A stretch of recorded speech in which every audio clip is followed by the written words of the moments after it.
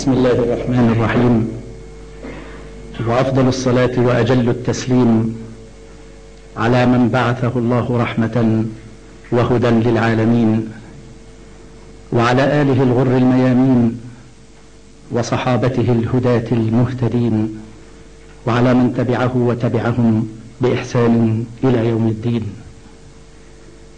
سيدي صاحب السمو الملكي الأمير الحسن نائب جلالة الملك ولي العهد المعظم حفظه الله ورعاه، أصحاب السمو والسماحة والمعالي والسعادة والفضيلة، أيها الحضور الكريم وأيها الضيوف الكرماء، السلام عليكم ورحمة الله تعالى وبركاته.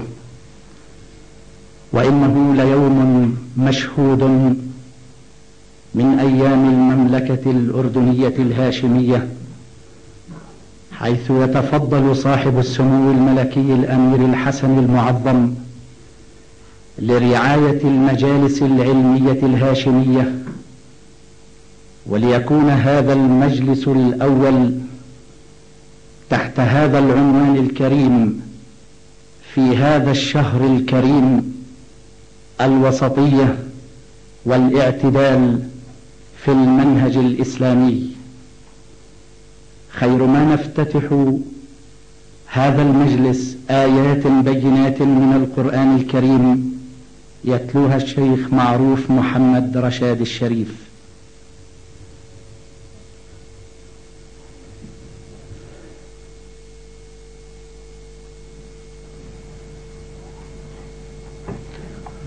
أعوذ بالله من الشيطان الرجيم. بسم الله الرحمن الرحيم. ألم تر أن الله أنزل من السماء ماء فأخرجنا به ثمرات مختلفا ألوانها ومن الجبال جدد بيض وحمر مختلف ألوانها وغرابيب سود، ومن الناس والدواب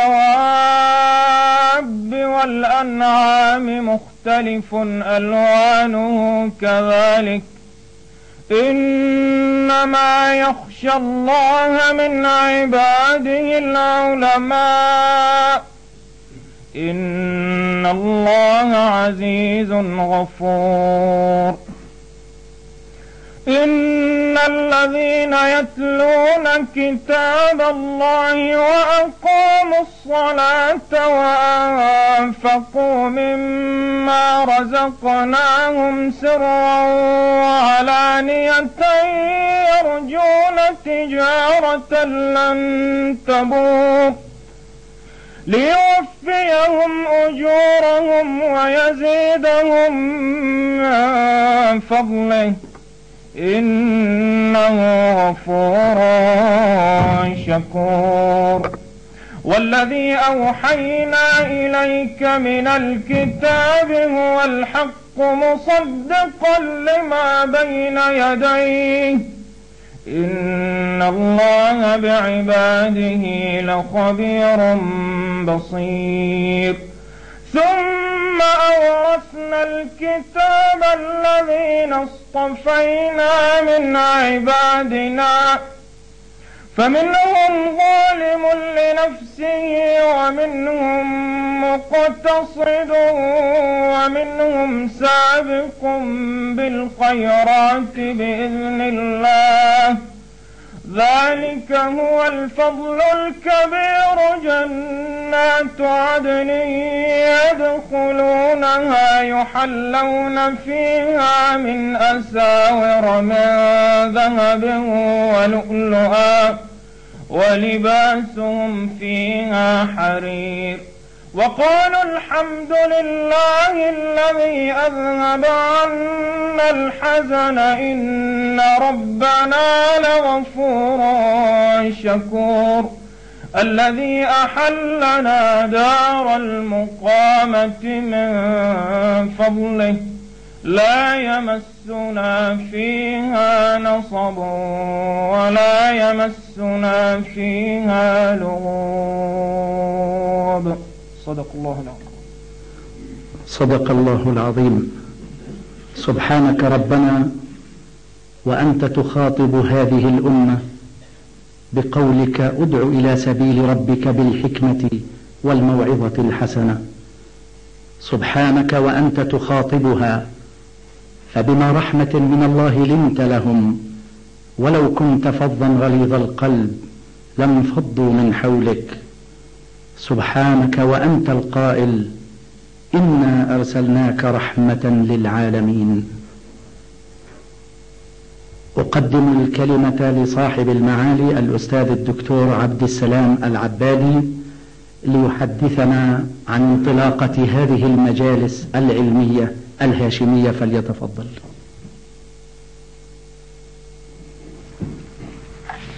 بسم الله الرحمن الرحيم. الحمد لله رب العالمين منزل القرآن الكريم في شهر رمضان العظيم، وأصلي وأسلم على النبي العربي الهاشمي الأمين الذي دعا الله به الخلق أجمعين وختم به المرسلين، وعلى آله الطيبين الطاهرين وصحبه الغر الميامين ومن اقتدى به والتزم بشرعه إلى يوم الدين. سيدي صاحب السمو الملكي الأمير الحسن نائب جلالة الملك ولي العهد المعظم حفظه الله ورعاه، أيها الإخوة والأخوات، ها نحن نلتقي في المجلس الأول من المجالس العلمية الهاشمية التي تعقد في ظلال شهر رمضان المبارك، الشهر الذي أنزل الله به القرآن على محمد صلى الله عليه وسلم ليحمله رسالة خاتمة للناس أجمعين. ونزلنا إليك الكتاب تبيانا لكل شيء وهدى ورحمة وبشرى للمسلمين. هذه الدروس التي جاءت بتوجيه كريم من حضرة صاحب السمو الملكي الأمير الحسن لتكون تقليدا أردنيا هاشميا راسخا ينمو ويضطرد في شهر رمضان من كل عام، يلتقي فيه العلماء المسلمون من كل حدب وصوب على مائدة القرآن الكريم، مائدة الإسلام العظيم، يجلون للناس حقائقها ويوضحون للأمة قدراتها على توجيه حياة الأفراد والجماعات لما فيه خيرهم ومصلحتهم في الدنيا والآخرة، ويبينون للمجتمع الإنساني سماحة هذا الدين وعدالته بمنهج راسخ يقوم على وعي لثوابت الأمة وإدراك لآفاق انطلاقها واستفادتها من إنجازات العصر ومعطيات الحضارة، منهج محاوره الأصالة والمعاصرة والإدراك لمنطلقات الإيمان وحقائق العلم والمعرفة، وأمام جمهور واع مثقف يمثل شرائح المجتمع وثقافته. وفي هذا العام الدروس 4. المحور الأول يتعلق بالوسطية والاعتدال في المنهج الإسلامي، والثاني يتعلق بمواجهة الإسلام لتحديات العولمة، والثالث يتعلق بمشكلات الأسرة في المجتمع المعاصر، والرابع يركز على الزكاة وآثارها الاقتصادية والاجتماعية وواجب الأمة نحو إحيائها. وستكون حول كل محور من هذه المحاور وفي إطار موضوعه بعد انطلاقة الدرس المتعلق بها محاضرات وندوات ولقاءات في مختلف أنحاء المملكة يشارك فيها العلماء المشاركون في الدروس وغيرهم من العلماء والدعاة والوعاظ. نسأل الله سبحانه وتعالى أن يكون في ذلك خدمة حقيقية لأمتنا وديننا الحنيف. سيدي صاحب السمو، توجيه كريم منكم وجهد مخلص صادق أسأل الله سبحانه وتعالى أن ينفع به، وجزاكم الله خير الجزاء على هذا التوجيه الكريم، ووفقكم لما يحبه ويرضاه في ظل حضرة صاحب الجلالة الهاشمية الملك الحسين المعظم حفظه الله ورعاه، ووفقه لما يحبه ويرضاه ورده إلينا سالما معافا بنعمة منه جل وعلا وفضل. والسلام عليكم ورحمة الله وبركاته. نعم، بسم الله نبدأ هذا المجلس الأول، وباسم المملكة الأردنية الهاشمية وقيادتها الهاشمية العتيدة وحكومتها الرشيدة وشعبها الطيب الأبي، نرحب بضيوفنا الكرام لهذا المجلس المبارك، سماحة السيد عبد المجيد الخوئي وفضيلة الأستاذ الدكتور أحمد البدوي وفضيلة الأستاذ الدكتور محمد خير الألفي. فمرحبا بكم أيها السادة العلماء فوق أرضكم وبين إخوانكم في بلدكم الثاني. السادة الحضور، إن منهج الحوار هو المنهج الذي علمنا إياه ديننا الحنيف. سنتحدث عن هذا المحور اليوم ليتكلم فيه أصحاب الفضيلة السادة العلماء في جوانب متعددة ومحاور مختلفة، ثم سنترك فرصة للأسئلة إثراء للحوار واستكمالا لهذا المعنى العظيم، الوسطية والاعتدال في المنهج الإسلامي. مرحبا بكم أيها السادة العلماء.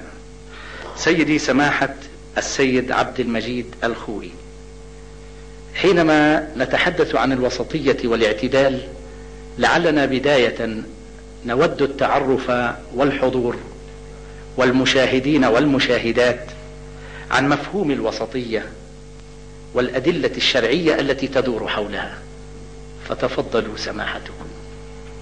بسم الله الرحمن الرحيم، والحمد لله والصلاة والسلام على أشرف الأنبياء وخاتم المرسلين محمد وعلى آله الطيبين الطاهرين وصحبه المنتجبين، صاحب السمو الملكي، أصحاب السماحة والمعالي، سادتي العلماء الأفاضل، الحضور الكريم، السلام عليكم جميعا ورحمة الله وبركاته.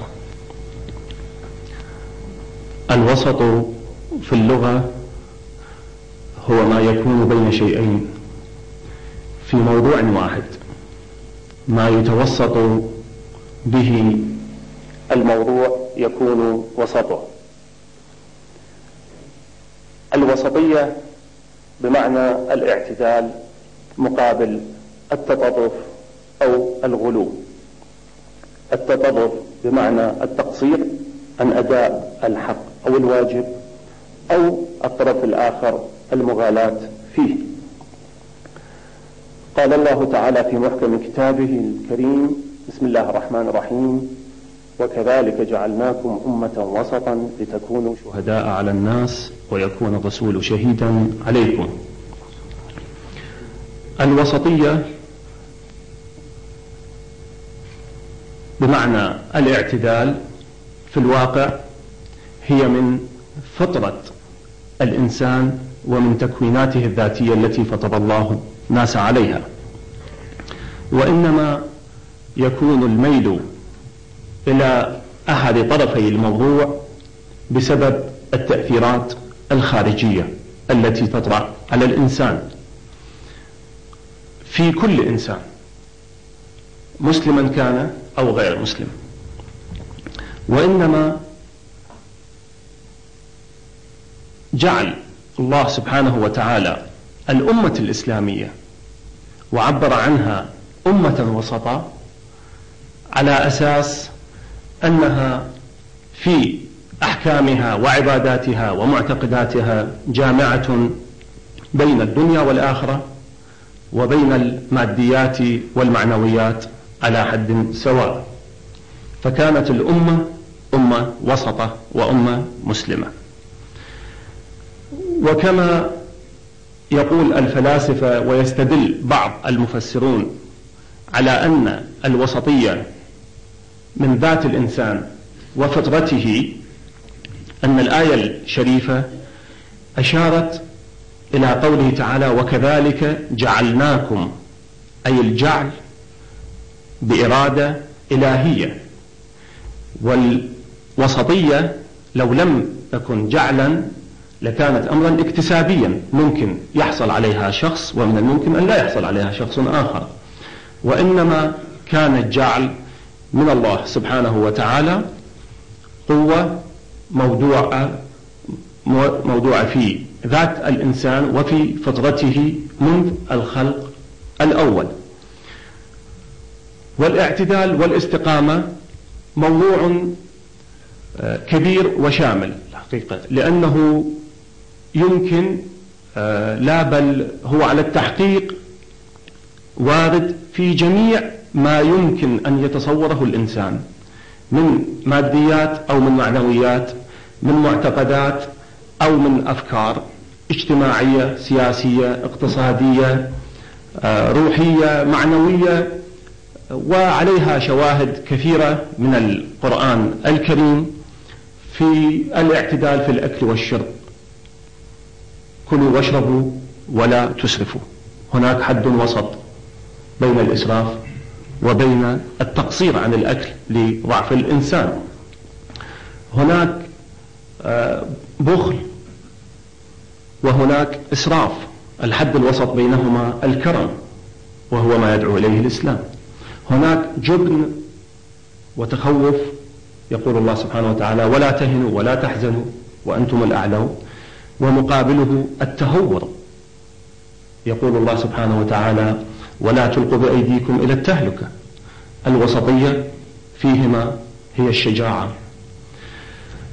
الحقيقة الآيات والأحاديث كثيرة في موضوع الوسطية التي تشمل جميع جوانب الحياة الإنسانية بما هو إنسان، من دون التفات إلى أي دين أو معتقد ينتمي إليه.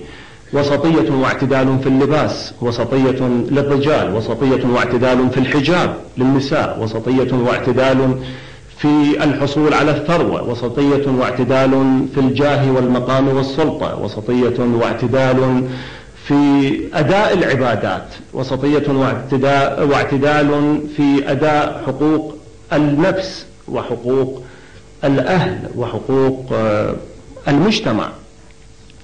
فهو مكون وموجود بجعل إلهي في خلق الإنسان.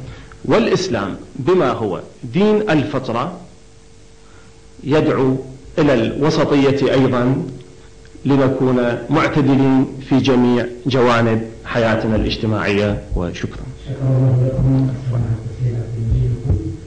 من تعقيب أو توضيح سابقا؟ تفضل.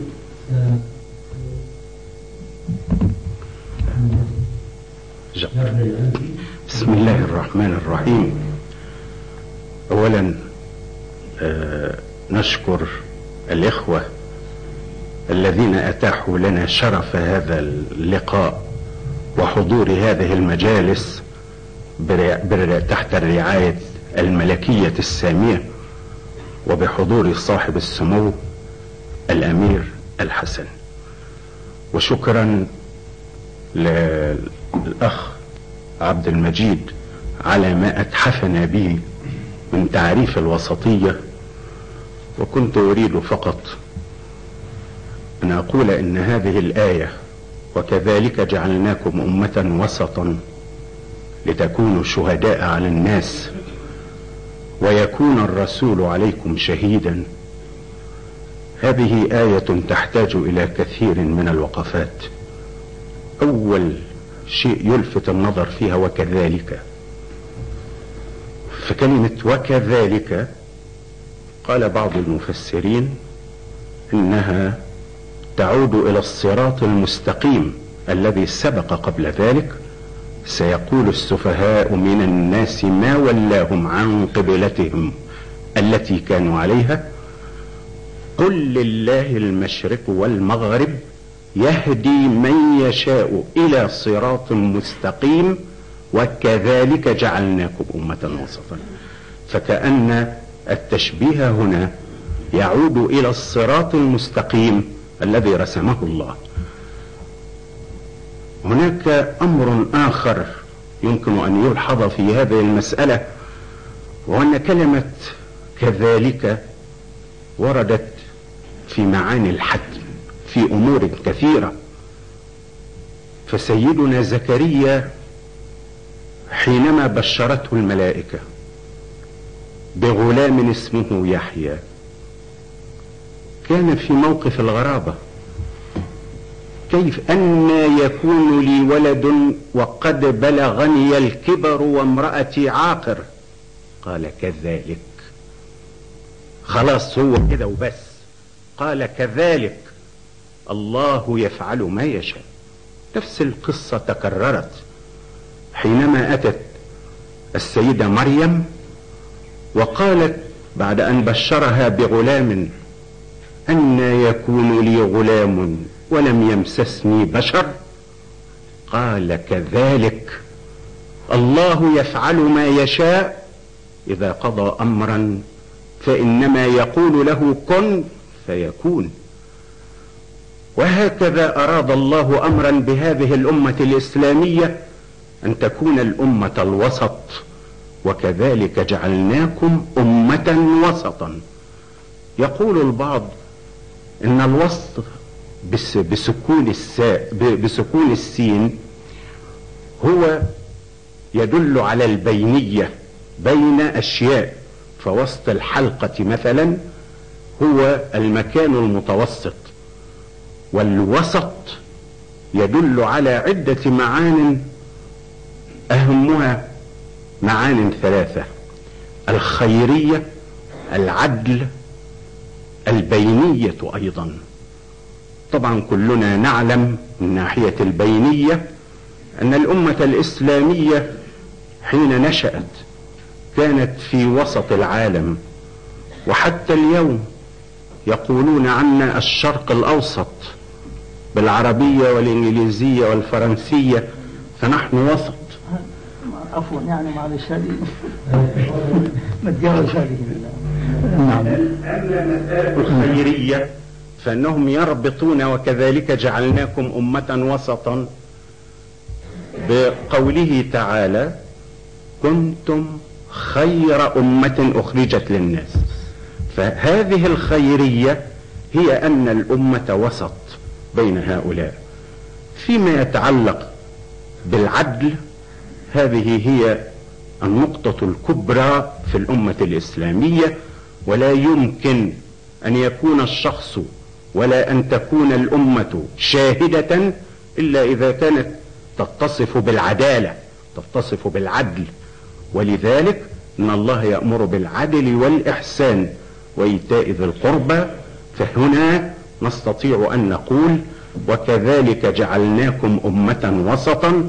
حتم من الله على هذه الأمة أن تكون أمة وسطا، وأن تهتدي بهدي الله إلى الصراط المستقيم، وأن تكون شاهدة على الناس، ولكن مع المسؤولية الكبرى، ويكون الرسول عليكم شهيدا. نعم. شكرا لكم. هذا الدكتور، هل من تعقيب للسادة العلماء؟ تفضل الأستاذ الدكتور أحمد البدوي أيضا حول مفهوم الوسطية. السلام عليكم ورحمة الله تعالى وبركاته، ونسأل الله سبحانه وتعالى يعني أن يتقبل منا ومنكم الصيام والقيام، ونشكر للإخوة هذه السانحة الطيبة والتي يؤمها سمو الأمير بارك الله فيهم وأجزل لهم المثوبة. الموضوع المطروح موضوع في غاية الأهمية، ووفق الله الإخوة لاختيار هذا الموضوع لأن تفتتح به هذه المجالس العلمية، موضوع الوسطية في الإسلام.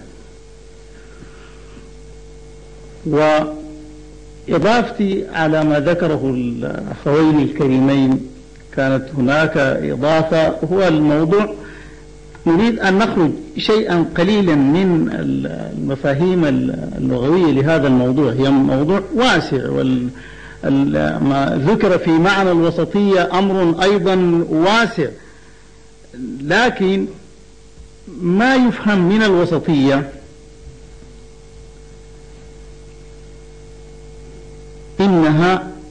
تحمل معنى الضعف، لا، الوسطية تحمل معنى القوة. القرآن الكريم أخبرنا بذلك، يعني من معاني الوسطية حقيقة، حتى لا يعني يأتي إلى بعض الأفهام إنه الوسط الأمور، لا، هي نعم هي فيها معنى من معانيها المذكورة ذكرها القرآن الكريم، معنى القوة.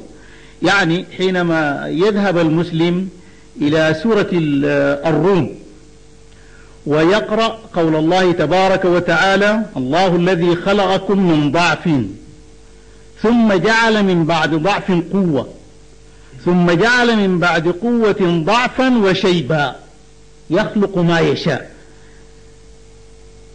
ذكر الأطوار.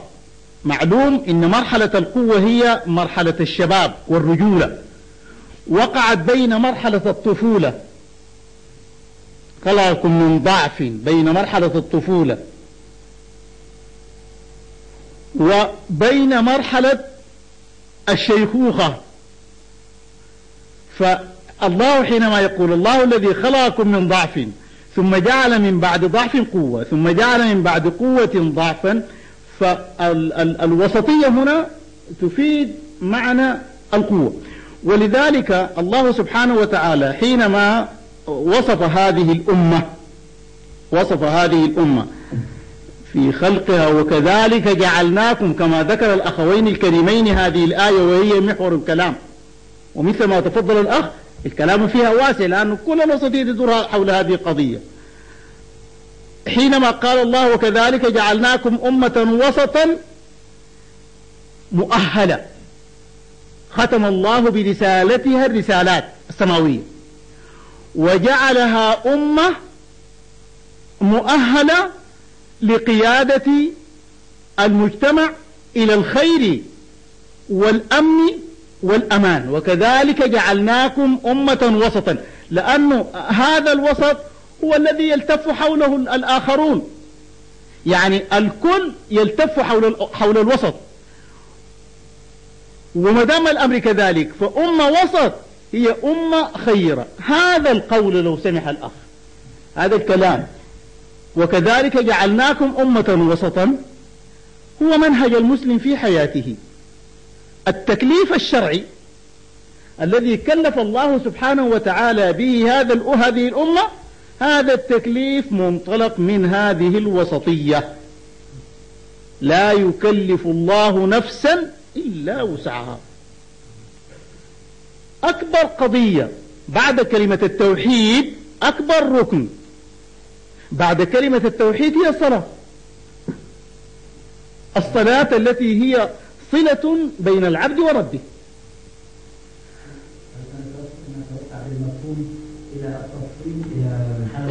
فضيلة الشيخ، يعني أنا بس حبيت أذكر هذا لو سمحت، وإلا نعم تفضل يا سيدي. أعود إليه. ماشي، تفضل يا سيدي. معالي الدكتور عبد السلام العبادي تفضل.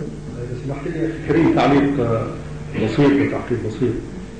يعني في حديثنا عن موضوع الوسطية نستطيع أن نعبر بعبارة أخرى لعلها يعني تفي بالغرض، أن نقول رعاية الأمور المتقابلة في الحياة الإنسانية بقدر متوازن، بحيث يكون محور الرعاية وسطي، يعني قائم بين الأمور المتقابلة. وهذه قضية حتى في بعض الباحثين الغربيين كغوتي مثلا لم يدركها، فوصم الثقافة الإسلامية بأنها تجمع بين الأضداد.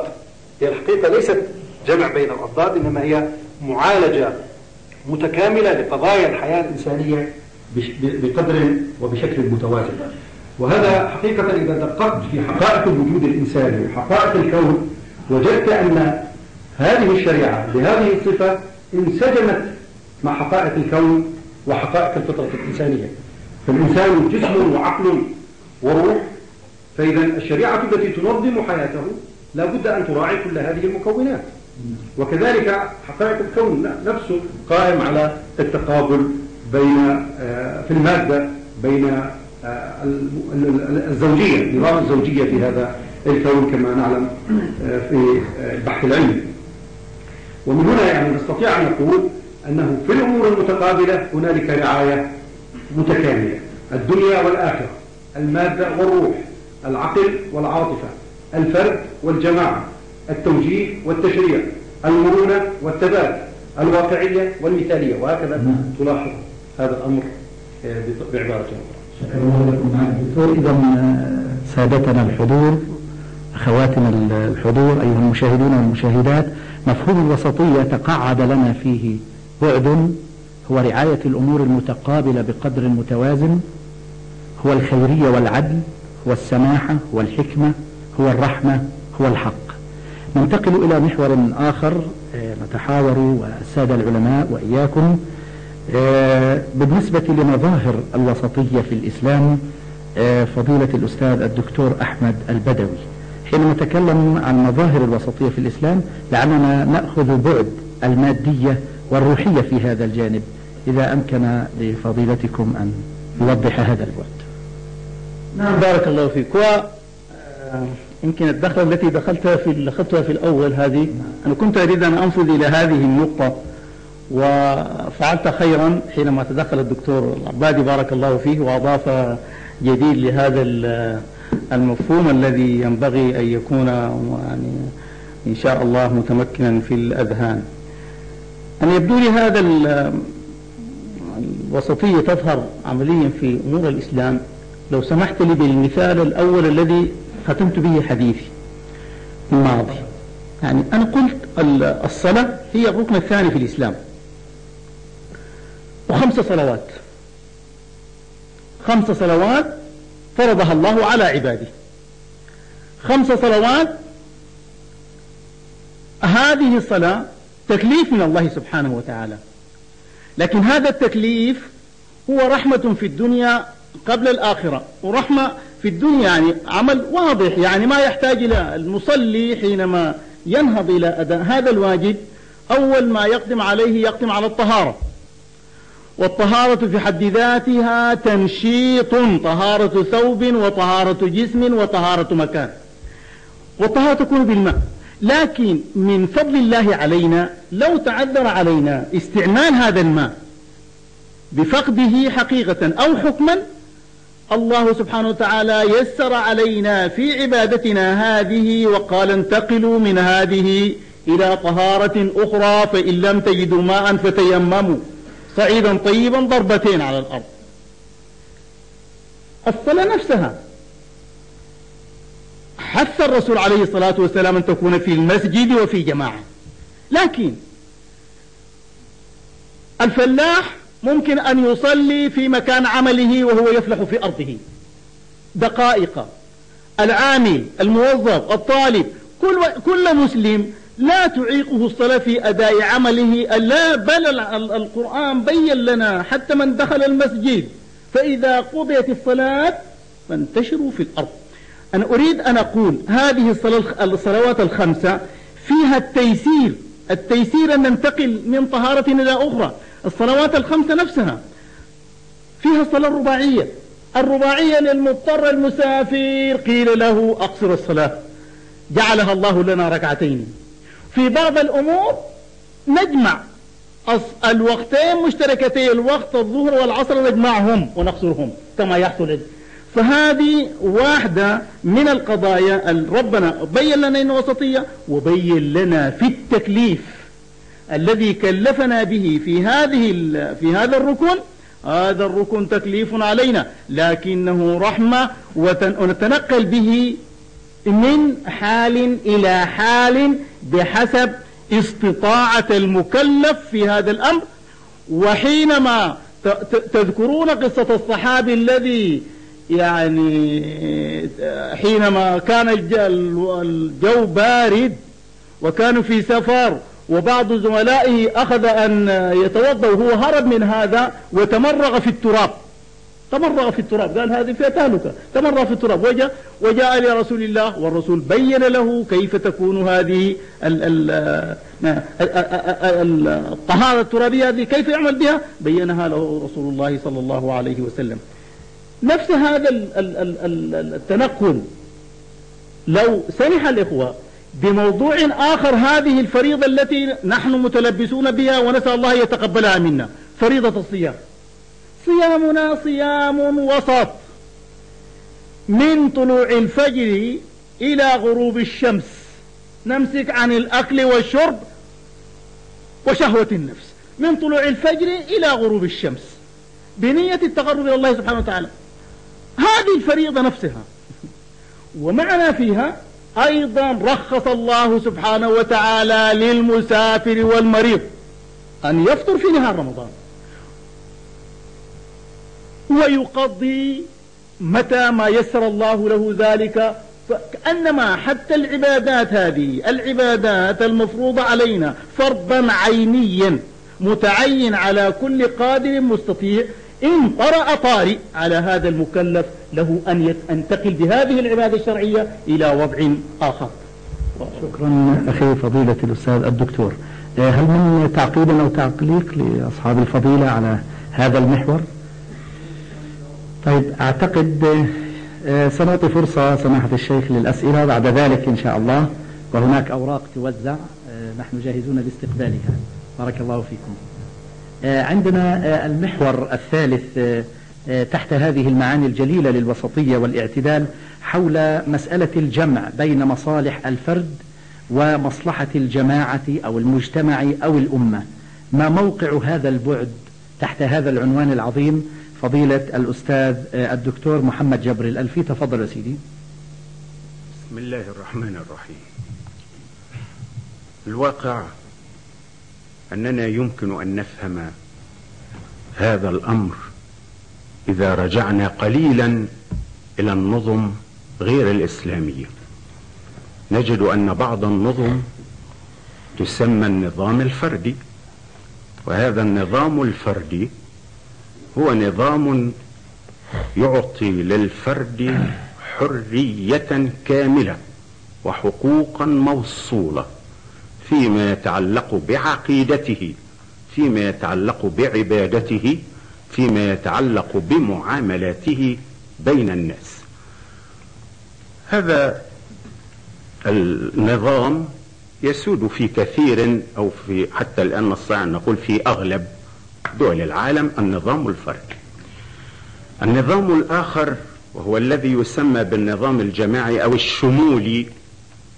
النظام الجماعي أو النظام الشمولي هو النظام الذي يجعل الفرد مجرد ترس في آلة كبيرة هي المجتمع، فليس من حقه أن يعتقد إلا ما يراه المجتمع، ليس من حقه أن يعبد إلا بما تراه الجماعة، ليس من حقه أن يتملك إلا ما تعطيه الجماعة. بين هذين الطرفين نجد أن الإسلام قد كرم الإنسان، أعطى للفرد مسؤوليته الكاملة مع حرية كاملة أيضا، ولكنه قيد هذه الحرية في حدود المصلحة العامة أو في حدود مصلحة الجماعة. إذا بدأنا بالعقيدة فإننا نجد أن الخطاب موجه إلى الأفراد كأفراد وإلى المجتمع ككل، وفي النهاية ألا تزر وازرة وزر أخرى، فلا تتحمل نفس وزر نفس غيرها. وبهذا تسقط فكرة أننا نتوارث الذنب أو الخطيئة أبا عن جد إلى آخر. هذا رقم واحد في العقيدة. فيما يتعلق بالعبادات المكلف بها الفرد بذاته، ويا حبذا لو أنه أدى هذه العبادة في جماعة، ولكن هذه العبادة الأصل فيها أنها تكون فردية، فالشخص مسؤول أمام الله عما يفعل. الآن ونحن في حالة الصيام نجد أن الوسطية تظهر في فردية وجماعية معا.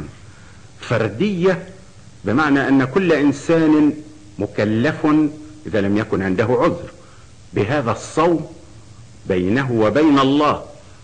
لا يستطيع أحد أن يقول إن فلان هذا صائم أو غير صائم إلا بحسب الظاهر، أما في بيته فالله أعلم. إذا نظرنا إليها من الناحية الجماعية فإننا نجد أن هذا الفرد لا يستطيع أن يأكل بعد الفجر، والفجر يعني أمر جماعي بالنسبة لجميع المسلمين، لا يستطيع أن يأكل قبل المغرب، فالمغرب إذن توقيت للأمة جميعا، مع اختلاف المطالع طبعا، مع اختلاف الأماكن، ولكن المبدأ واحد في ذلك. فنجد في ذلك الناحية الفردية.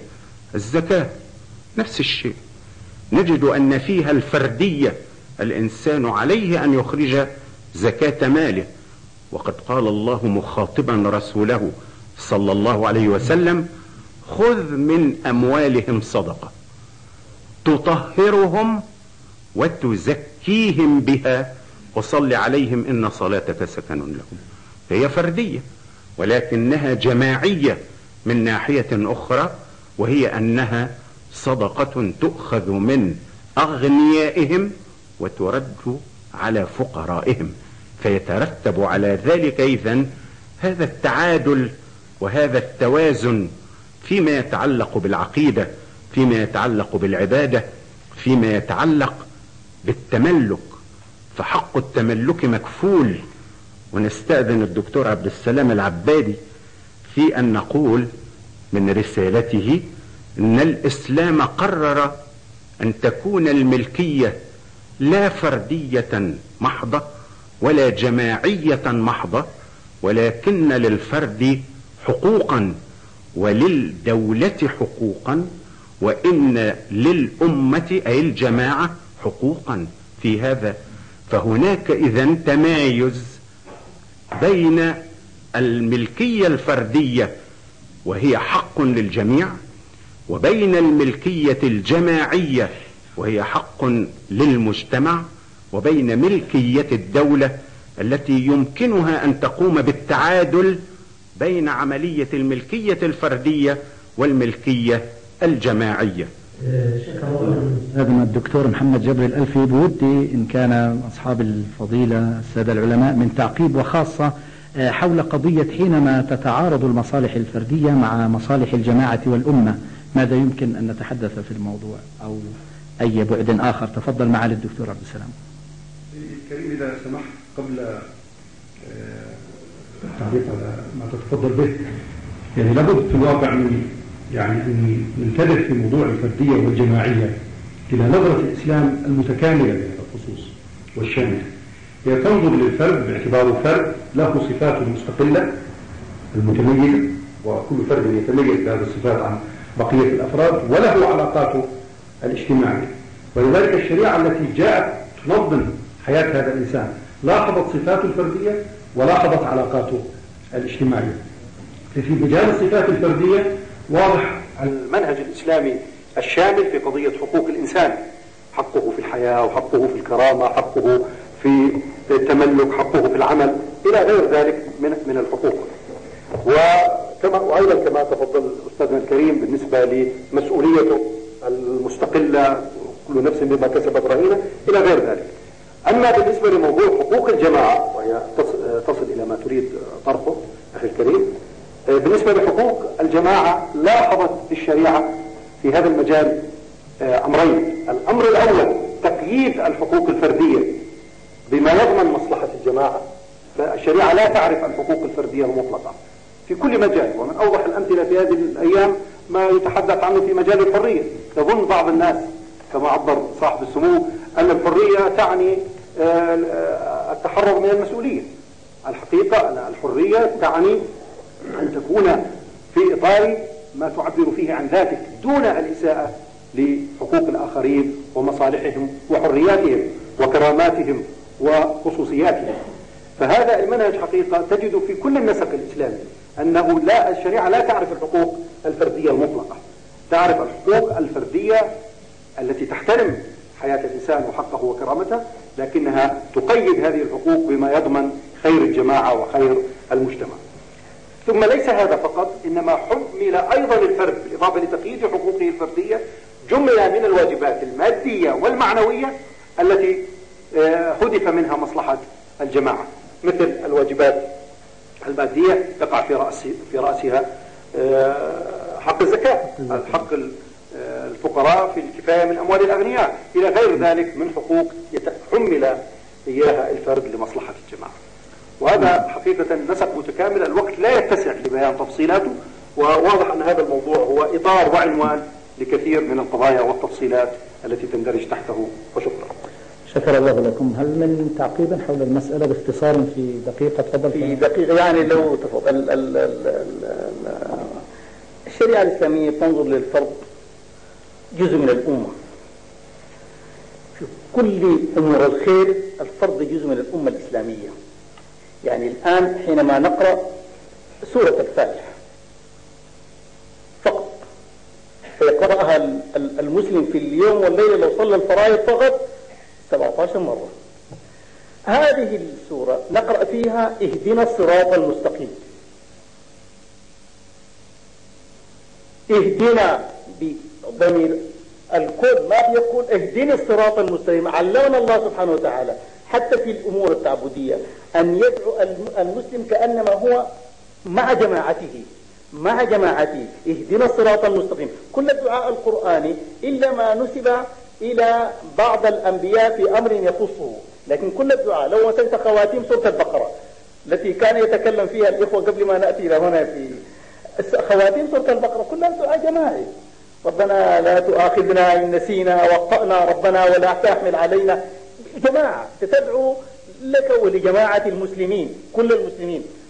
هنا الفرد أصلا هو مع الجماعة، وتأتي آية آل عمران تبين لنا هذه القضية: واعتصموا بحبل الله جميعا ولا تفرقوا. الفرد مع الجماعة في هذه القضية، لكن صحيح هناك قضايا شخصية والفرد لا يستطيع أن يؤدي هذا ما لم يرد تربية كاملة على هذه القضية. لكن منهج الإسلام الفرد في قضيته، في عبادته، في توجهه إلى الله سبحانه وتعالى. ويكفي أن كل الأمة الإسلامية تتجه في صلاتها إلى مكان واحد. هذه الآية التي انطلقنا منها هي موضع الالتقاء، شرقا أو غربا، شمالا أو جنوبا، عربي أم غير عربي، كلهم يتجهون في صلاتهم: فولي وجهك شطر المسجد الحرام وحيثما كنتم فولوا وجوهكم شطره. شكر الله لكم أستاذنا الدكتور.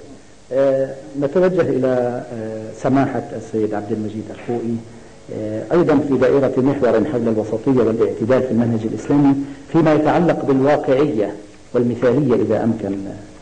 سماحة الشيخ تفضل. بسم الله الرحمن الرحيم. الواقعية والمثالية الحقيقة الواقعية وسط بين المثالية والقبول بالمفروض على الإنسان من دون قيد أو شرط، كما تحدث إخوتي قبلي وكما تقدم ذكر بعض الأمثلة. في موقف معين هناك جبن وتخاذل وإظهار الضعف بعنوان الأمر الواقع المفروض على المسلمين أو على الفرد، وهناك مثالية في رفض شعارات غير قابلة للتطبيق على أرض الواقع بادعاء أن هذا هو المبدأ الذي لا يمكن أن نتنازل عنه. فوسطهما هو الواقعية، والواقعية هو بحكم العقل أولا، كما أن الوسطية بمعنى العدل قلنا أنها فطرة فطر الله الناس عليها. الواقعية أيضا بحكم العقل مفروضة على الإنسان، والله سبحانه وتعالى يرشدنا إلى تطبيقه، لا أنه يعطينا إياها. بل قال بعض المفسرون أنه لا يمكن لله أن يطلب خلاف ذلك من عباده، لأنه أمر مخالف للعقل. فيقول سبحانه وتعالى: لا نكلف نفسا إلا وسعها. فما يسع الإنسان بالعقل القويم والعقل المعتدل السليم يراه ممكن التطبيق يعمل عليه، وإن كان هناك في قباله تقديم بعض التضحيات أو تقديم بعض الخسائر المالية أو البشرية الإنسانية لصالح المجتمع، دون أن يكون متهورا ويكون مثاليا فوق الواقع الذي يعيشه ويعيش مجتمعه فيه. هذا الحقيقة المثالية والواقعية كما أنه يطبق في الأمور الاجتماعية وقد يكون ظاهرا فيه، بل على الخصوص في الوضع السياسي والوضع الاجتماعي الظرف الذي نعيشه، إلا أنه أيضا بنفس المستوى يكون في أمور التعبد، ويكون في أداء العبادات والابتعاد عن الدنيا وتركها باسم التعبد وطلب الطاعة وصيام الدهر وقيام الليل كله. والحقيقة هناك بعض الأمثلة على الخصوص في العبادة وفي التعامل مع الآخرين في إعطاء حق للطرف الآخر لإبداء وجهة نظره، والمقارنة بين رأي الآخر وبين رأي الشخص نفسه ليحكم عقله ويمكنه من معرفة الطريق القويم والطريق السوي المستقيم الذي نسميه بالوسطية. لو تسمح لي أذكر مثال بسيط على موضوع العبادة وترك الدنيا تماما، ومثال بسيط على موضوع الحوار. يقول أنه دخلت امرأة عثمان بن مضعون يوما على بعض نساء النبي صلى الله عليه وآله وسلم، فرأينها سيئة الحالة وسيئة الهيئة، فقلنا لها: ما بالك؟ فما في قريش أغنى من بعدك. قالت: ما لنا منه شيء، أما ليله فصائم وأما نهاره فصائم. رجل متعبد زاهد ترك الدنيا تماما حتى نسي أهله. ثم نقلت ليله فقائم. نعم. نقلت بعض نساء الرسول صلى الله عليه وسلم ذلك إلى النبي، فلما لقيه قال له: يا عثمان، أما لك بي أسوة؟ فقال: يا بأبي وأمي، وما ذاك؟ ما هي الأسوة التي لم أتأسى به منك؟ فقال وهو زاجر له: تصوم النهار وتقوم الليل؟ فاستغرب عثمان، وكيف بأن الرسول ينهره عن أداء أحسن العبادات؟ فقال مضعون بتعجب: أني لا أفعل؟ بمعنى هل تأمرني بأن أترك أن لا أفعل ذلك؟ قال صلى الله عليه وآله وسلم: بلى، لا تفعل، إن لعينيك عليك حقا، وإن لجسدك عليك حقا، وإن لأهلك عليك حقا، فصل ونم وصم وافطر. فهذه الوسطية بعينها في أداء العبادات، وحتى في موضوع الرد والرأي المخالف وما شاكل. مثال آخر في نهج البلاغة لأمير المؤمنين الإمام علي بن أبي طالب عليه السلام، أنه قام إليه أحد الخوارج وسبه وشتمه، فقام إليه بعض الأصحاب ليرضبوه أو يقتلوه، نهرهم وقال لهم: مه، إنه سب بسب أو عفو عن ذنب وقد عفوت عنه. فالمسألة لا ينبغي أن تأخذ في الإنسان الحمية والحرارة فوق الاعتيادي للاندفاع نحو تطبيق رأي أو تأييد أو رفض موضوع معين. بين الواقعية والمثالية هذا البعد الوسطي الاعتدالي في المنهج الإسلامي كما تفضلتم. تفضل معنا الدكتور عبد السلام. في موضوع الواقعية والمثالية حقيقة موضوع كبير ومس كثير من الآفاق سماحة أستاذ الشيخ عبد المجيد، لكن تجد هذا المنهج في دقائق وتفصيلات الشريعة واضح. نعم. يعني فيما يتعلق بالواقعية هو القدر الذي يتفق مع القدرة الإنسانية لعامة الناس. فلذلك تجد مثلا في موضوع الزكاة والإنفاق في سبيل الله في واقعية ومثالية. الزكاة تجب على القادرين وهذا يرتبط بالتشريع وهو أمر واجب، لكن الدفع زيادة عن الزكاة متروك لأريحية الناس وعليه توجيه وحث لمزيد من العطاء. فتجد في المحاور كلها باستمرار أن الشريعة توازنت تجمع بين الواقعية وهو ما يتفق مع قدرات الناس وتدعو إلى مزيد من العطاء وهو ما يتفق مع قدرات نفر منهم وفريق منهم. لكن الذي يريد أن يتعامل مع المجتمع كما تفضل الأستاذ الكريم يتعامل مع القدر الذي يستطيعه الناس ومع ما تطلبه ظروف الحياة ومجريات الأحداث. شكرا معالي الدكتور. الأستاذ الدكتور محمد جابر من تعقيب. بسم الله الرحمن الرحيم. اختصر ما استطعتم. نعم. فقط بقدر الإمكان ولو أن الوقت يضيق علينا. يبدو لي أن مفتاح هذه القضية هي في خلق الإنسان. فكرة الخلق في الإنسان والتكوين البشري للإنسان هي التي تمنع من أن يكون مثاليا وتمنعه من أن يكون مغاليا أو متطرفا، ولذلك تأتي فكرة الوسطية هنا. فكما قال بعض العلماء الإنسان غلاف أو الإنسان من الطين مغلف، روح من الله في غلاف من الطين. وبناء على ذلك أتى قوله تعالى ونفس وما سواها فألهمها فجورها وتقواها. النتيجة قد أفلح من زكاها وقد خاب من دساها.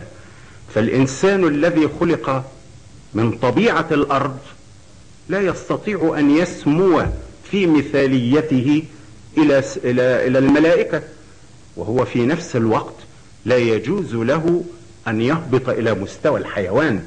وبناء على ذلك لما أتى الثلاثة النفر إلى بيوت أزواج النبي صلى الله عليه وسلم يسألون عن عبادته كأنهم تقالوها عدوها قليلا، فقالوا وأين نحن من رسول الله صلى الله عليه وسلم؟ قد غفر الله له ما تقدم من ذنبه وما تأخر. قال أحدهم فأما أنا فأقوم الليل أبدا، ويقول الآخر وأما أنا فأصوم النهار أبدا، وقال الثالث وأنا أبتعد عن النساء أبدا. فلقيهم النبي صلى الله عليه وسلم وقال لهم أنتم الثلاثة الذين قلتم كذا وكذا، أما والله إني لأتقاكم لله وأخشاكم له، ولكنني أصوم وأفطر وأصلي وأرقد وأتزوج النساء. تكملة الحديث فمن رغب عن سنتي فليس مني. هذه هي فاصلة الأمر بين المثالية والواقعية. فعلى الإنسان أن يعيش على الأرض بطعام أهل الأرض وبعبادات أهل الأرض، لا أن يحلق في أجواء السماء أو غير ذلك. شكر الله لكم أخي الأستاذ الدكتور. بودنا أن نقف عند بعد مهم أيها السادة أيتها السيدات حول موضوع الثبات والمرونة في قضية الوسطية والاعتدال، وهذا أيضا عنوان مهم، الثبات والمرونة. هل حدثنا معالي الأستاذ الدكتور عبد السلام العبادي عن هذا البعد المهم؟ تفضلوا سيد. في موضوع الثبات والمرونة ننطلق من قضية أساسية مقررة في هذه الشريعة وعبرت عنها الآيات الكريمة، أن هذه الشريعة جاءت لتنظيم الواقع الإنساني بكل أبعاده. وواضح كما يعبر علماءنا في هذا المجال أن وقائع الحياة الإنسانية غير منتهية، غير محدودة، بينما النصوص محدودة واكتملت. اليوم أكملت لكم دينكم وأتممت عليكم نعمتي ورضيت لكم الإسلام دينا قبل 14 قرنا. كيف يمكن لهذه النصوص المحدودة أن تتابع بالتنظيم والعلاج الوقائع غير المحدودة؟ فبين علماء الشريعة أن هذه النصوص قد صاغها المولى جل وعلا بما يمكنها من استيعاب الواقع الإنساني في كل العصور، ولذلك عبروا تعبيرهم المشهور: ما من أمر من أمور العباد إلا ولله فيه حكم. هذا الحكم قد يكون منصوص عليه بشكل مباشر، وبالتالي يستقى من النص ويكون التعامل مع النص تعامل فهم وتطبيق، وقد يكون منصوصا عليه بشكل غير مباشر، بمعنى أنه يحتاج إلى استنباط، وهذا الاستنباط يقوم به العلماء المجتهدون. ومن هنا تأتي أهمية الاجتهاد في نظر الشريعة، حيث يقوم العلماء كما عبر علماءنا في تعريف الاجتهاد بأنه بذل الوسع في استنباط الأحكام الشرعية من أدلتها التفصيلية، ويستعينون بذلك كما نعلم بقواعد علم أصول الفقه، وهو علم واسع من علوم الشريعة عرفه علماؤنا بأنه العلم الذي يضع القواعد التي تعين المجتهد على استنباط الأحكام الشرعية من أدلتها. كيف يستنبطون؟ حقيقة هذا يقودنا إلى موضوع كبير يتعلق بمصادر الأحكام الشرعية، ومن هنا نستطيع أن نقول أنه إذا وقعت حادثة مستجدة بيانا لمرونة الشريعة، يقوم المجتهد المتوافرة فيه شروط الاجتهاد بفهم هذه الواقعة أولا، وهنا الحكم على الشيء فرع عن تصوره، لابد أن يتصور المسألة، وهنا لابد أن يستعين المجتهدون بالعلماء المختصين في كل حقل من العقول. فإذا كانت قضية اقتصادية لابد أن يفهموا أمرها من الاقتصاديين، وإذا كانت قضية طبية لابد أن يفهموا أمرها من الأطباء. بعد أن يدرك المجتهد المسألة يذهب بهذه المسألة الحادثة إلى نصوص الشريعة ومصادر الأحكام، ولدينا كما نعلم الكتاب والسنة والإجماع والاجتهاد. ومستعينا بالاجتهاد، القياس صورة من صور الاجتهاد، والاستحسان والاستصلاح كلها صور من صور الاجتهاد، لكن المصدر هو الاجتهاد، والاجتهاد يكون مصدرا لأنه يستظل بالنصوص وينطلق من ثوابت الشريعة وقواعدها العامة وآليات الوصول للحكم الشرعي على ضوء هذه القواعد. ومن هنا نستطيع أن نلاحظ أن آلية هذه العملية آلية حركية ديناميكية مستمرة، لأنه ما هنالك مجتمع إنساني إلا ولا بد أن تكون هنالك عملية اجتهادية لمواكبة قضاياه. ولكن نظرا في هذا العصر لتعقد هذه المسألة واحتياج قضايا الإنسانية المستحدثة إلى أفهام عميقة ودقيقة، ظهر ما نسميه الآن في هذا العصر بالاجتهاد الجماعي، وهي التقاء أنظار متعددة لسبر أغوار المسائل وفهمها وإدراكها، ومن ثم الذهاب بها إلى نصوص الشريعة وفق قواعد الاستنباط. وهذا يجعل الشريعة باستمرار فيها ثوابت وفيها مرونة. ومن هنا عبر علماؤنا بأنه لا ينكر تغير الأحكام بتغير الأزمان، ملاحظين لهذه الاعتبارات ولهذه التفاصيل الدقيقة التي تحتاج إلى بيان وإفاضة ليس هناك. شكر الله لكم معالي الدكتور. إذا نحن نلاحظ هذا البعد، بعد الثبات والمرونة وعلاقته بصلاحية هذا الدين في كل زمان ومكان، وهي قدرة العلماء على مواكبة عصورهم وأزمانهم بما تسمح لهم قواعد الشرع، وهي تسمح أن يدركوا الواقع بتفاصيله وأن يعكسوا ما تيسر من النصوص القرآنية لتعطيهم عطاء دافقا دائما ينهض بهم إلى الأمام. هل من تعقيبا لأصحاب الفضيلة؟ تفضل سيدي الأستاذ الدكتور. بسم الله الرحمن الرحيم. هي فقط لقطة فيما يتعلق بمسألة الاجتهاد. فقد درسنا النظم القديمة والحديثة، لم نسمع أن نظاما يعطي من اجتهد وأخطأ أي أجر أو ثواب. وسطية الإسلام تتجلى في أن الذي يجتهد إذا أصاب فله أجران: أجر على الاجتهاد وأجر على إصابة الحق. وإذا اجتهد وأخطأ فله أجر على اجتهاده وليس عليه معصية ولا عقوبة ولا أي شيء. وهذا فقط هو الذي كنت أريد أن أقول إنه يميز وسطية الإسلام التي نتكلم فيها الآن. وشكرا. أستاذنا الدكتور. نعم، هل من تعقيب أخي ولكم محور بعد ذلك مهم؟ تفضل سيدي. الحمد لله رب العالمين. الإسلام محفوظ في أصليه الأساسيين كتاب الله وسنة رسوله صلى الله عليه وسلم. والقرآن الكريم من رحمة الله بهذه الأمة فتح باب كثير من الآيات القرآنية تدعونا إلى التدبر والتفكر والتأمل. أفلا يتدبرون القرآن أم على قلوب أقفالها؟ كتاب أنزلناه إليك مبارك ليدبروا آياته.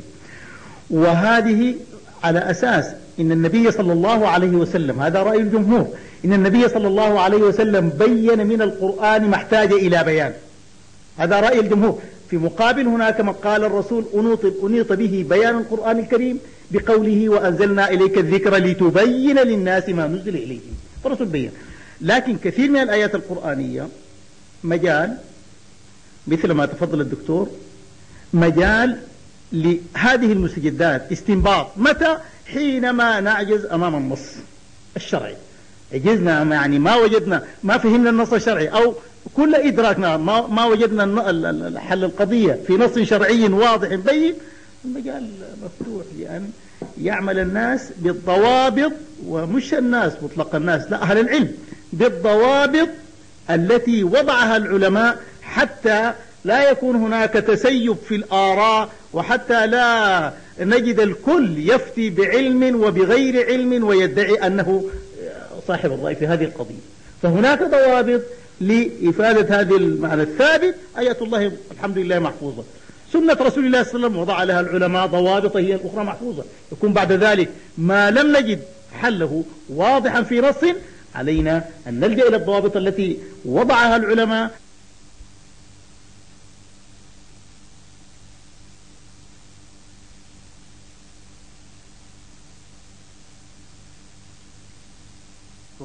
والعصبية التي تؤدي غالبا إلى إجهاض هذا المفهوم الوسطية والاعتدال الذي نادى بها المنهج الإسلامي. كذلك لعلنا نوجه هذا لأستاذنا الدكتور أحمد البدوي، التعصب والعصبية وماذا تعكسه حول الوسطية والاعتدال. أنا أرى قضية التعصب في الرأي بالذات، وأنا هنا الآن نطرح قضية الوسطية في الإسلام. الوسطية في الإسلام، المسلم صاحب حق، المسلم حقيقة هو صاحب حق، وصاحب الحق أبدا لا يخاف، وصاحب الحق أبدا، لأنك مدام ما معك الحق أنت لا تنزعج الأمر إطلاقا، فقط يتطلب بعد ذلك الفهم الصحيح لهذا الإسلام. الفهم، أي نعم، الفهم السليم قبل أن نصدر الفتاوى وقبل أن نتخذ القرار، الفهم السليم للإسلام، حتى لا نبني على الإسلام المسلمين. الفهم السليم أولا. أنا أعطيكم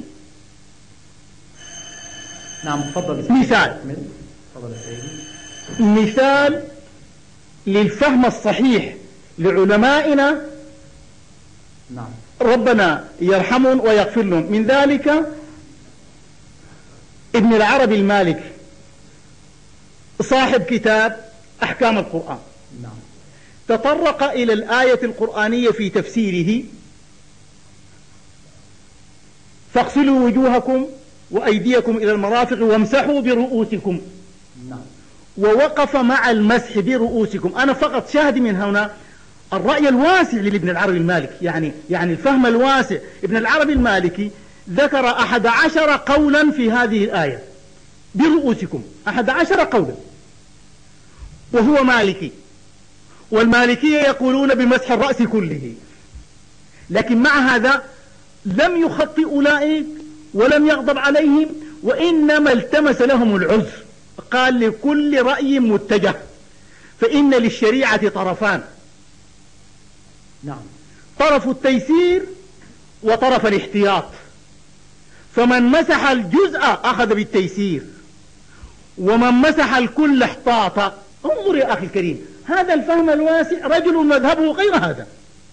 لكن الإدراك، النظرة الواسعة، العلم الغزير الذي يجعله ينطلق ما يختلف. يعني بكل أسف وجدنا في واقعنا اليوم، لو سمح الأخ، من يثيرون جدلا ونقاشا حادا في المسجد وتعلو الأصوات في هل قرأ خلف الإمام أم لم يقرأ. يا جماعة الخير، أي في فرعية، هل قرأ الفاتحة بعد الإمام يعني أم لم يقرأ. خلاف وصراع. هذا يدلنا على قصورنا في فهمنا للإسلام. فمتى ما وجدنا الفهم السليم ما بتكون في مشكلة. شكر الله لك.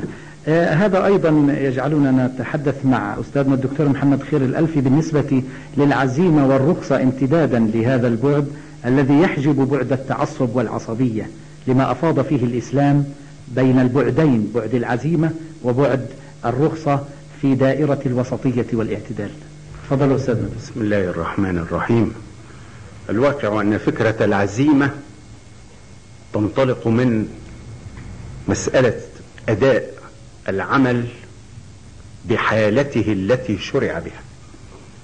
أما الرخصة فإنها خروج عن هذا المبدأ إلى التيسير.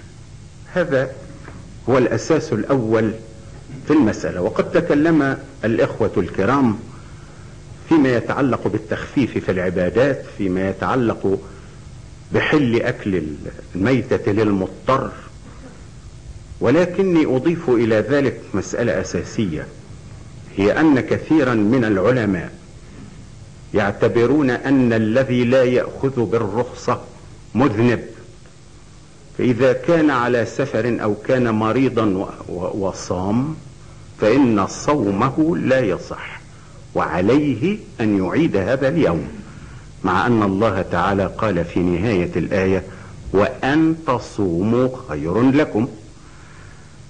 قالوا أيضا إن الشخص الذي يؤدي الصلاة الرباعية إذا أداها رباعية في حال السفر فقد عصى، وذلك لأن النبي صلى الله عليه وسلم يقول إن الله يحب أن تؤتى رخصه كما يحب أن تؤتى عزائمه، وفي رواية كما يكره أن تؤتى معاصيه.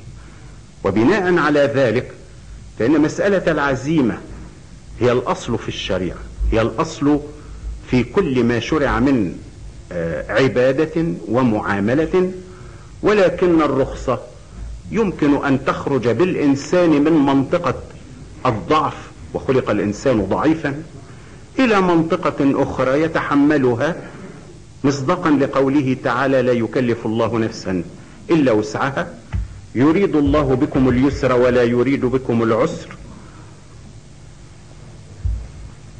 نعم سيدي. يريد الله بكم اليسر، يريد الله بكم اليسر ولا يريد بكم العسر. وهذه المسألة إذن تكون متروكة لكل شخص يستطيع أن يكون قاضي نفسه وأن يكون حاكم نفسه. إذا استطاع أن يؤدي فبها ونعمت، وإذا لم يستطع أن يؤدي ففي هذه الحالة يستطيع أن يأخذ بالرخصة. وكما قلنا إن الله يحب أن تؤتى رخصه كما يكره أن تؤتى معاصيه. جزاك الله خيرا. سماحة الأستاذ خوي تفضلوا. فقط تعليق بسيط على حديث الأخ الأستاذ الدكتور الألفي بموضوع الآية الشريفة وأن تصوموا خيرا لكم. الرخصة كما تفضل، هناك بعض العلماء يوجب الالتزام بها، ولهم في ذلك أدلتهم كما هو الشأن المتعارف فيما بين العلماء جميعا باتخاذ رأي أو ترجيح رأي على آخر. ومنهم أئمة المذهب الشيعي الإمامي، وذلك لمقارنة السفر بالمرض في الآية الشريفة ومرتين متكررتين. فإن اعتبرنا الموضوع الإفطار في السفر رخصة وليست لازمة ينبغي أن نعمم الحكم على المريض أيضا، لأنهما في حكم واحد. قال الله سبحانه وتعالى: ومن كان مريضا أو على سفر فعدة من أيام أخر. فلا يمكن أن نفرق بين المريض والسفر، كما أنه لا يعقل أن نطلب من المريض أن يصوم على أساس أن الصوم خير له. فالتزموا بوجوب الإفطار للمسافر والمريض كما هو شأن للمريض، وأن الآية الشريفة وأن تصوموا تعود إلى صدر آية الصيام التي بدأ الله سبحانه وتعالى بها انزال حكم الصوم: يا أيها الذين آمنوا كتب عليكم الصيام كما كتب على الذين من قبلكم. وبعد التخريجات والتعريفات للمسافر وللمريض قال سبحانه وتعالى: وأن تصوموا خير لكم. هذا الالتزام بأداء الواجب. على أي حال، في موضوع كما في نفس الموضوع تفضل أخي العزيز، أن المجتهد يمكن أن يكون المنهج الإسلامي هو المنهج الوحيد في الفقه المعاصر وحتى القديم أنه يجازي حتى المخطئ في اشتباهه في خطئه إذا كان ملتزما بالقواعد والأصول التي يبنى عليها الاجتهاد. شكرا لكم. لعلنا نسمح لحضورنا الكريم ببعض الأسئلة ونحن نقرب على نهاية هذا المجلس المبارك. تفضلوا أستاذنا معالي أستاذ كامل الشريف. تفضل يا سيدي.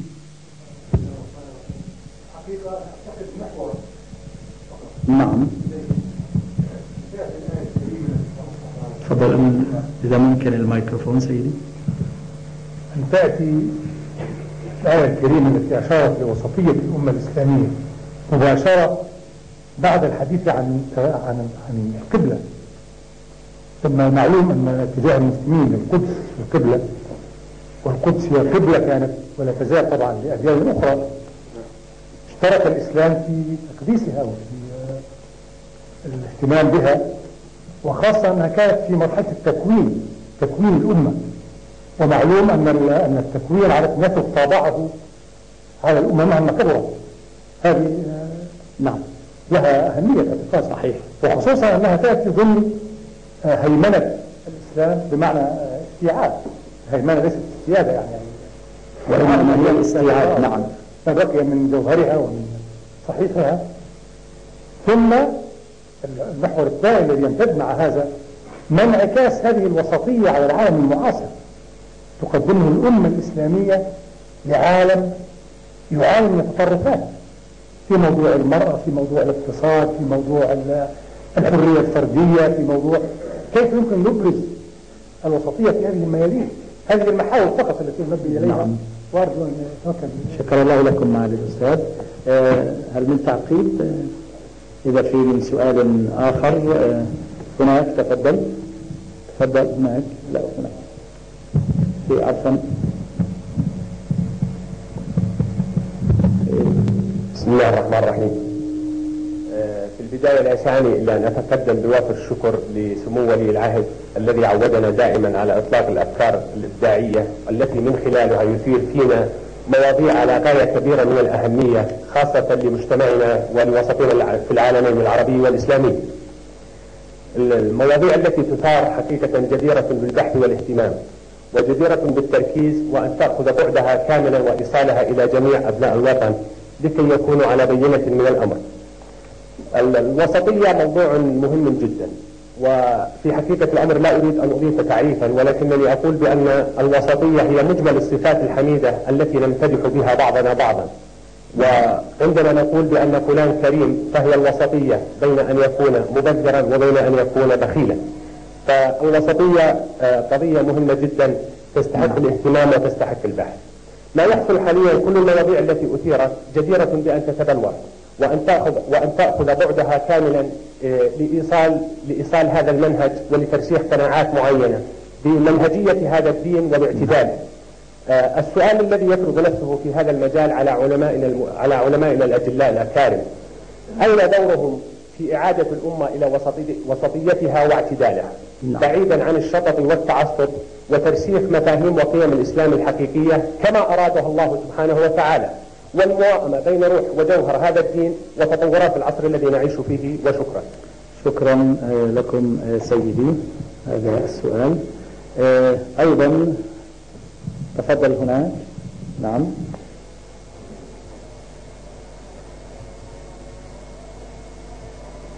تفضل يا أخي.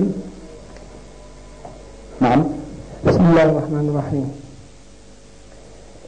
كما فهمنا من أساتذتنا العلماء أن الإسلام جاء ليحارب التطرف، سواء أكان سلوكا أم مشاعر أم أفكارا أو حتى في العقيدة.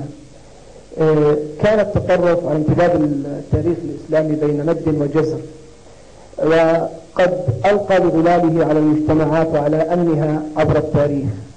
السؤال الذي يفرض نفسه ها هنا، نجد أن كثيرا من الفئات اليوم هي فئات متطرفة قد لا تفهم الإسلام فهما صحيحا. كيف يمكننا أن نعالج هذه الظاهرة التي تلقي بظلالها السوداء على المجتمعات العربية والإسلامية؟ وهل يتطلب منا ذلك مزيدا من الحريات في عالمنا العربي والإسلامي؟ شكرا يا سيدي. نعم هذا سؤال آخر حتى نترك لأصحاب الفضيلة. تفضل يا سيدي. نعم تفضل يا سيدي. أعطي الميكروفون له هنا يا سيدي إذا سمحتم. أعطي الميكروفون إذا سمحتم. بسم الله الرحمن الرحيم. يتهم الإسلام بأنه دين التطرف والإرهاب، فما رأي أصحاب السماحة والفضيلة والعلماء في ذلك؟ شكرا سيدي. ممكن ناخذ آخر سؤال حتى نترك للسادة العلماء فرصة في ذلك. تفضل معالي الدكتور. كان بودنا الأخوات أيضا لو شاركن وجاهزون باستقبال أسئلتهم، وكذلك لجمهورنا.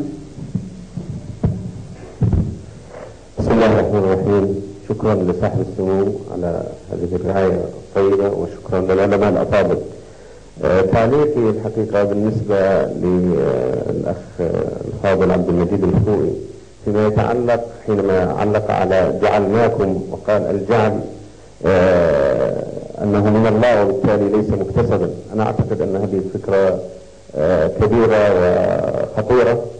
احنا كثير من الأشياء نتردد فيها أنها هل هي مكتسبة أم فطرية، كالذكاء أو الكثير من القدرات. أنا أعتقد أن الوسطية والاعتدال فيه فطرة وفيه اكتساب، والحظ هو الأكبر من الاكتساب. والثمرة اللي ممكن نجريها من خلال هذا الفكر أن الاكتساب أو الاعتدال والوسطية يقع بالاكتساب، أننا يمكن أن نصنع الاعتدال. وبالتالي الاعتدال ليس طلبا من الناس فقط أن يعتدلوا، لا، لأن القوانين الفيزيائية تنطبق على العلاقات بين الناس، فلكل فعل رد فعل. لابد أن يكون الجميع معتدلا حتى نجني ثمار الاعتدال. ثم بالنسبة لمصطلح الشرق الأوسط، أنا أعتقد أنه له ظلال سياسية ولم يطلقه الغرب على منطقتنا على اعتبار أنه إحنا يعترفوا بالوسطية التي لدينا. كان بودي أن أسمع الفرق بين الوسطية والاعتدال. أنا أعتقد بينهما عموم وخصوص. فالوسطية هي التي تثمر الاعتدال. حينما تتوسط الأمة الإسلامية فإنها تحكم الناس بالعدل، وإذا حكمتم بين الناس أن تحكموا بالعدل. وأنا أتفق مع أخي الكريم من السودان فيما يتعلق بالوسطية أنها من معانيها القوة، لأن التطرف ضعيف، ولهذا كلما أردنا أن نكون وسطيين كلما كنا الحقيقة نحن أقوياء. أنا أعتقد أن ينقص هذه الندوة أيضا إسقاط المفاهيم المتعلقة بالوسطية والاعتدال كتطبيق على أرض الواقع. فنحن نشهد في عالمنا العربي والإسلامي تطرفا في شتى المجالات، نحتاج إلى أمثلة حية حتى نعرف من هو الوسطي ومن هو المتطرف ومن هو غير ذلك. شكرا معالي الدكتور. تفضل معالي الدكتور عبد السلام، نسمع بعض الإجابات حول هذه الأسئلة التي أثرت جانبا واضحا في هذا المجلس. تفضل سيدي. أنا سأحاول الإجابة على بعض هذه التساؤلات وأترك للأخوة الكرام ما يرونه مناسبا من الإجابات بعد ذلك. تفضل. لكن في ظني أن الطرح الذي جاء من الجمهور هو الذي نقل القضية لكثير من التفاصيل العملية. لأن هدف هذا اللقاء أن يثير المبادئ والأساسيات ثم ينطلق بعد ذلك حوار شامل ومحاضرات ولقاءات حول كثير من التفاصيل. فيما يتعلق باتهام الإسلام بالتطرف، هو الدقة هي اتهام المسلمين بالتطرف، لكن واضح أنه تعلو على بعض الألسنة مثل هذه العبارات، وبخاصة أن لدينا فئات لا تفهم هذا الاعتدال ولا تفهم هذه الوسطية، وهي تتعامل مع حقائق هذا الدين بنوع من الانغلاق الفكري، ولا تدرك كل هذه التفصيلات وكل هذه الأبعاد. تطلع على نص، تطلع على موقف تجعله هو الإسلام كله، وبالتالي تنظر من هذه الزاوية الضيقة وتحاول أن تفرض فهم على الآخرين. بقدر ما تنمو المعرفة وبقدر ما يطلع اطلاعا متكاملا على بناء هذه الشريعة، حقيقة سننجو من هذه النماذج المتطرفة. القضية قضية جهل.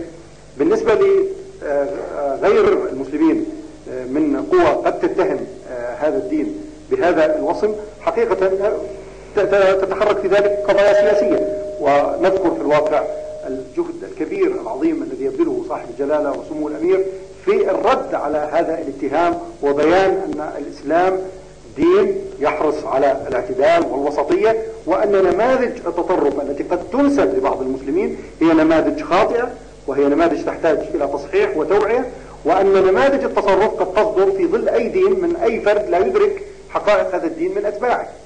ولذلك نرى نماذج من التطرف موجودة في كل الأديان وفي كل الفلسفات، تحت فهم كل الأديان وكل الفلسفات، لا أقصد من حيث الأديان، إنما من حيث فهم أتباع هذه الأديان لهذا الدين الذي جاء في الأصل من الله جل وعلا لخير الإنسانية ورحمتها وهدايتها.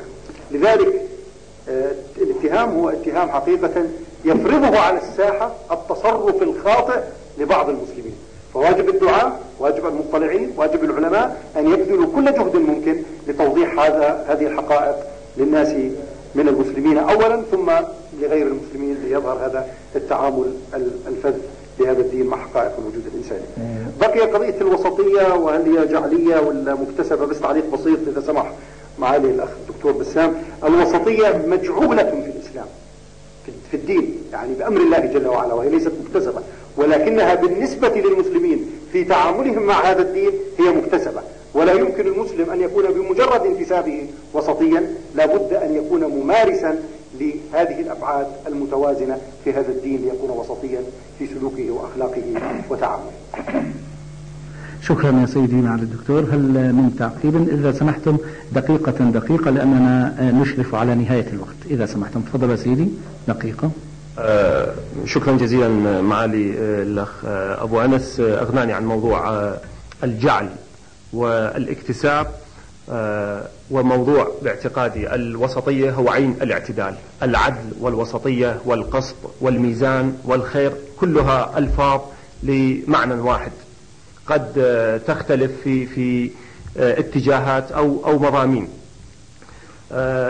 إذا قلنا بأن الوسطية والاعتدال في كل شيء هي من الفطرة، من فطرة الإنسان، كما يقال الحقيقة، وذكرت أن هذا رأي بعض الفلاسفة، حتى في الحب عندما يقال أن يوصف الجمال أو الجميل بمعنى هو الإنسان الكامل المتناسق في التركيب، هذا هو الجميل. ولهذا الإنسان بفطرته يعشق الجمال. فطرة الإنسان في الحب ليست اكتسابية، هذه من الغرائز التي أودعها الله سبحانه وتعالى في الإنسان. أما أن يستخدمه في الحلال أو في الحرام، نعم هذا الاكتسابي، واللي عليه القول لا جبر ولا تفويض، ولكن أمر بين الأمرين. حتى الحديث المشهور إن الله جميل يحب الجمال، بمعنى إن الله عدل يحب العدل، يحب الاعتدال في موضوع الفطرة. وأساسا فطرة الإنسان بما هو إنسان، بعيدا عن كون مسلم أو غير مسلم، يستحيل عليه أن يعيش حياته في بعد واحد فقط. فالمسلم الحقيقي لا يمكن أن يكون إنسانا ذا بعد واحد فقط، وإنما هو ذو أبعاد مختلفة يجمعها ينسقها. يرشدنا الإسلام والرسول صلى الله عليه وسلم: ولكم في رسول الله أسوة حسنة. نتأسى بأعمال الرسول، بأقوال الرسول، فيكون الإنسان في نفس الوقت هو مفكر مؤمن عادل مكافح مجاهد في نفس الوقت مسالم عادل يقيم الميزان بالقسط. وتعليق بسيط فقط على موضوع أستاذنا العزيز الدكتور كامل الشريف في موضوع الآية. نعم الآية الشريفة في موضوع الوسطية أتت في الترتيب بعد موضوع القبلة، ولكن كما هو عليه معظم العلماء أن المورد أو الحكم لا يخصص فقط في المورد الذي نزل الآية أو نزل الحكم فيه. هناك آية أخرى حقيقة قد تكون بعيدة في البدو في قراءتها الأولية عن الموضوع. قوله تعالى بسم الله الرحمن الرحيم، فقط أريد أن أشير إلى الترتيب والتعبير في الأحكام. ولا تقربوا مال اليتيم إلا بالتي هي أحسن حتى يبلغ أشده. هذا حكم لليتيم في نفس الآية ما انتهت. وأوفوا الكيل والميزان بالقسط، رجع إلى الاعتدال والوسطية. ثم لا نكلف نفسا إلا وسعها. ثم وإذا قلتم فاعدلوا، معناته العدل في القول في الكلام في الميزان في مال اليتيم في المكيال في كل الأمور، ليست مخصصة كون نقول هذه الآيات أتت في الترتيب بعد موضوع اليتيم فنقول أن هذه مخصصة لموضوع اليتيم. وإذا قلتم فاعدلوا ولو كان ذا قربى وبعهد الله أوفوا ذلكم وصاكم به لعلكم تذكرون. فالآيات القرآنية كلها شاملة للأمور الحياتية للإنسان المسلم إن طبقها بالشكل التمام. وشكرا. سيداتي سادتي، سيدي صاحب السمو، لعلنا نحتاج ساعات وساعات، ولكننا لعلنا أفضنا إلى هذه المعاني والفواصل الطيبة حول الوسطية والاعتدال، حول مفهومها وأدلتها مظاهرها، الجمع بين مصالح الفرد ومصالح الجماعة، الواقعية والمثالية في هذا الاعتدال، الثبات والمرونة، التعصب والعصبية، العزيمة والرخصة، إضافة إلى ما تحدث به الفضلاء المشاركون من الجمهور الكريم. سيدي صاحب السمو، نعم قوله تعالى لتكونوا شهداء على الناس، ونحن نستشعر مسؤوليات هذه الأمة تجاه نفسها واتجاه المجتمع الإنساني، وأنتم علمتمونا بعلمكم كيف يحلل الواقع الإسلامي الإنساني ببصيرة هذا الشرع وعمقه، وكيف نستشرف المستقبل بفطنة وبصيرة. لنرجو الله تعالى أن يمدكم بالصحة والعافية. ونحن في هذه الساعة المباركة نتوجه إلى العلي القدير أن يعيد راعي هذه المسيرة جلالة الحسين المعظم حفظه الله ورعاه بصحة وعافية بينكم سيدي وبيننا وبين أهله في أرض الرباط المملكة الأردنية الهاشمية. اسمحوا لي سيدي باسمكم أن أشكر السادة العلماء الذين وفدوا من البلاد العربية والإسلامية، سماحة السيد عبد المجيد الخوئي، والأستاذ الدكتور محمد جبر الألفي، والأستاذ الدكتور أحمد البدوي، وكذا أشكر معالي وزير الأوقاف والشؤون والمقدسات الإسلامية على هذه المشاركة.